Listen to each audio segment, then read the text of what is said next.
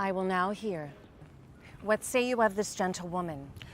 Madam, the care I have had to even your content, I wish might be found in the calendar of my past endeavors. For then we wound our modesty and make foul the clearness of our deservings, which of ourselves we publish them. What does this knave here? Get you gone, sirrah. The complaints I have heard of you, I do not all believe. 'Tis my slowness I do not, for I know you lack not folly to commit them, and have ability enough to make such knaveries yours. 'Tis not unknown to you, madam. I am a poor fellow. Well, sir? No, madam. 'Tis not so well that I am poor, though many of the rich are damned. But if I may have your ladyship's goodwill to go to the world, Isabel the woman and I will do as we may.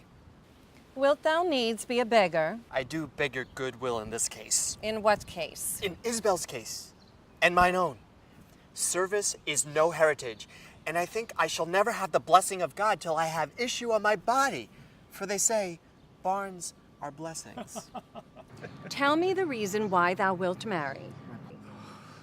My poor body, madam, requires it. I am driven on by the flesh, and he must needs go that the devil drives. Is this all your worship's reason? Faith, madam, for I have other holy reasons such as they are. May the world know them. I have been a wicked creature, madam, as you, and all flesh and blood are, and indeed, I do marry that I may repent. Thy marriage sooner than thy wickedness. I am out of friends, madam, and I hope to have friends for my wife's sake. Such friends are thine enemies, knave. You're shallow in great friends, madam, for the knaves come to do that for me which I am aweary of. He that ears my land spares my team, and gives me leave to in the crop. If I be his cuckold, he's my drudge. He that comforts my wife is the cherisher of my flesh and blood.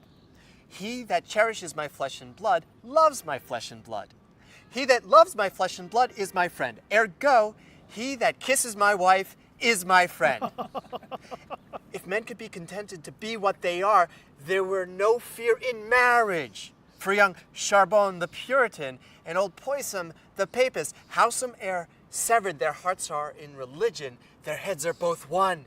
They may jowl horns together like any deer in the herd. Wilt thou ever be a foul-mouthed and calumnious knave? A prophet I, madam, and I speak the truth the next way.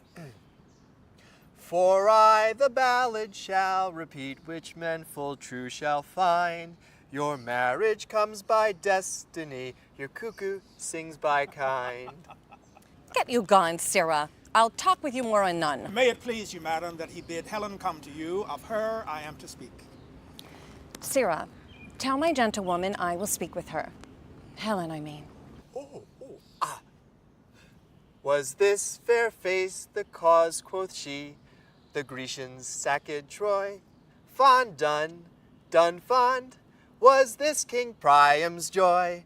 With that she sighed as she stood, with that she sighed as she stood, and gave this sentence then. Among 9 bad if one be good, among 9 bad if one be good. There's yet one good in 10. What? 1 good in 10? You corrupt the song, sirrah. 1 good woman in 10, madam, which is a purifying of the song. Would God would serve the world so all the year, we'd find no fault with the tithe woman if I were the parson. 1 in 10, quotha. And we might have a good woman born before every blazing star, or at an earthquake. 'Twould mend the lottery well. A man may draw out his heart ere a pluck one. You'll be gone, sir knave, and do as I command you. Oh, that man should be at woman's command, and yet no hurt be done. Though honesty be no Puritan, yet it will do no hurt. It will wear the surplice of humility over the black gown of a big heart. I'm going, forsooth. The business is for Helen to come hither.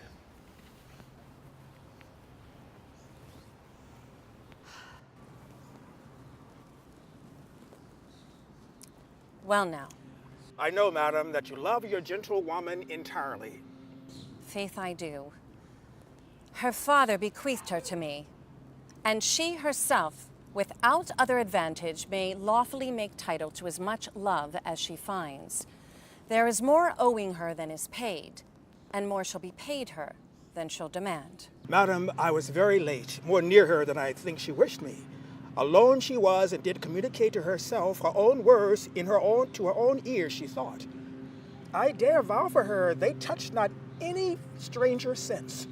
Her matter was, she loved your son. Fortune, she said, was no goddess that had put such difference betwixt their two estates. Love no god that would not extend his might only where qualities were level. Diane, no queen of virgins that would suffer her poor knight surprise without rescue in the first assault, or ransom afterward. This she delivered in the most bitter touch of sorrow that e'er I heard virgin exclaim in, which I held my duty speedily to acquaint you withal. So thence, in the loss that may happen, it concerns you something to know it. You have discharged this honestly. Keep it to yourself. Many likelihoods have informed me of this before, which hung so tottering in the balance, I could neither believe nor misdoubt. Pray you leave me. Stall this in your bosom. I thank you for your honest care. I'll speak with you further anon.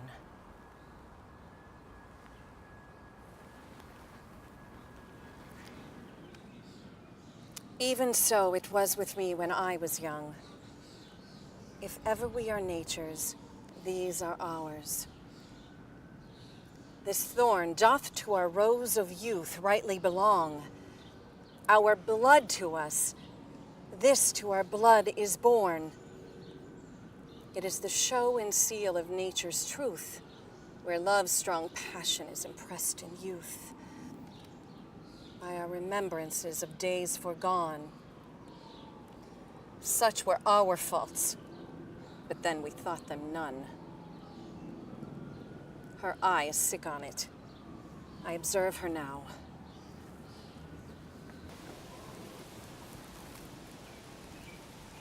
What is your pleasure, madam? You know, Helen, I am a mother to you. Mine honorable mistress. Nay, a mother? Why not a mother? When I said mother, methought you saw a serpent. What's in mother that you started it? I say I am your mother, and I put you in the catalogue of those that were enwombed mine. 'Tis often seen adoption strives with nature, and choice breeds a native slip to us from foreign seeds. You ne'er oppressed me with a mother's groan, yet I expressed to you a mother's care. God's mercy, maiden, does it curdle thy blood to say I am thy mother? What's the matter? That this distempered messenger of wet, the many-colored iris rounds thine eye? Why? That you are my daughter? That I am not. I say I am your mother. Pardon, madam. The Count Roussillon cannot be my brother. I am from humble, he from honored name. No note upon my parents, his all noble. My master, my dear lord he is, and I will his servant live, and will his vassal die. He must not be my brother. Nor I your mother. You are my mother, madam. Would you were. So that my lord your son were not my brother, indeed my mother. Or were you both our mothers? I care no more for than I do for heaven, so I were not his sister. Can't no other but I your daughter, he must be my brother? Yes, Helen. You might be my daughter-in-law. God shield, you mean it not. Daughter and mother, so strive upon your pulse. What? Pale again? My fear hath catched your fondness. Now I see the mystery of your loneliness and find your salt tears head. Now, to all sense 'tis gross. You love my son. Invention is ashamed against the proclamation of thy passions to say thou dost not. Therefore, tell me true. But tell me then, 'tis so. For look, thy cheeks confess it, the one to the other, and thine eyes see it so grossly shown in thy behaviors that in their kind they speak it. Only sin and hellish obstinacy tie thy tongue, that truth should be suspected. Speak! Is it so? If it be so, you have wound a goodly clue. If it be not, forswear it. However, I charge thee, as heaven shall work in me for thine avail, to tell me truly. Good madam, pardon me. Do you love my son?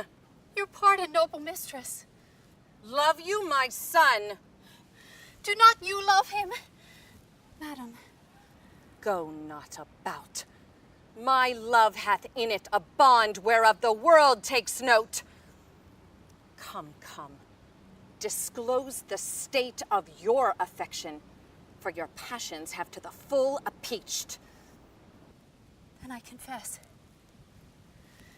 Here on my knee, before high heaven and you, that before you and next unto high heaven, I love your son.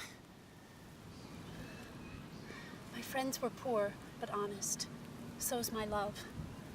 Be not offended, for it hurts not him that he is loved of me. I follow him not by any token of presumptuous suit, nor would I have him till I do deserve him. Yet never know how that desert should be. I know I love in vain, strive against hope. Yet in this captious and untenable sieve, I still pour in the waters of my love, and lack not to lose still. Thus, Indian-like, religious in mine error, I adore the sun, who looks upon his worshipper, but knows of him no more. My dearest madam, let not your hate encounter with my love, for loving where you do. But if yourself, whose aged honor cites a virtuous youth, did ever, in so true a flame of liking, wish chastely and love dearly, that your Diane was both herself and love, oh, then give pity to her, whose state is such that cannot choose, but lend and give where she is sure to lose. Seeks not to find that her search implies, but widow-like lives sweetly where she dies. Had you not lately an intent, speak truly, to go to Paris? Madam, I had. Wherefore, tell true. I will tell truth. By grace itself, I swear. You know, my father left me some prescriptions of rare and proved effects, such that his reading and manifest experience had collected for general sovereignty, and that he willed me, in heedfullest reservation, to bestow them, as notes whose faculties inclusive were more than they were in note. Amongst the rest, there's a remedy, approved, set down, to cure the desperate languishings whereof the king is rendered lost. This was your motive for Paris, was it? Speak! My lord, your son made me to think of this. Else Paris, and the medicine, and the king had from the conversation of my thoughts haply been absent then.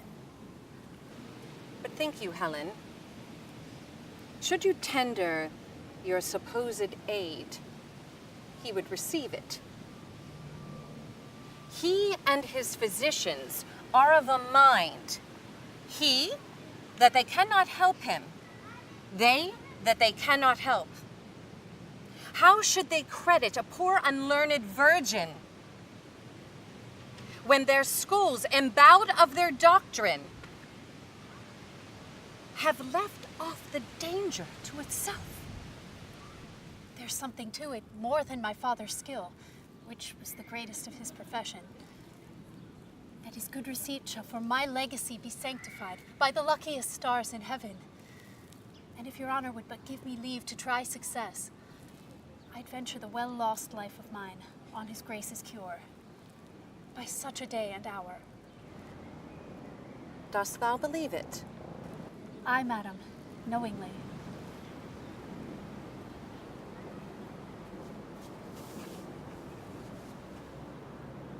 Why, Helen,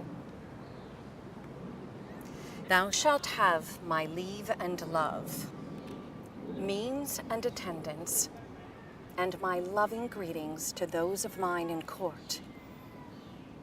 I'll stay at home and pray God's blessing into thy attempt. Be gone tomorrow, but be sure of this: what I can help thee to, thou shalt not miss.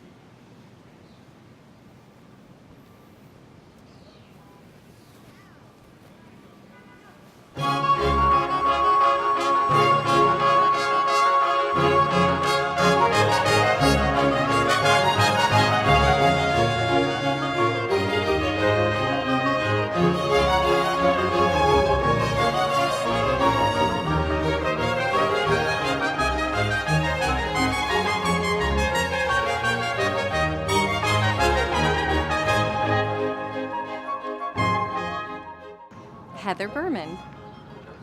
Ward Nixon. Stuart Green. Laura Wittenberger. Stuart Green. Oh, take my hat off and yeah. That makes total sense. All right. The easiest hard. Okay. What do you want me to say? Okay. I'll try. This is a really hard line. Laura Wittenberger. Laura Wittenberger. Laura Wittenberger. Is that enough? Runner Wittenberger.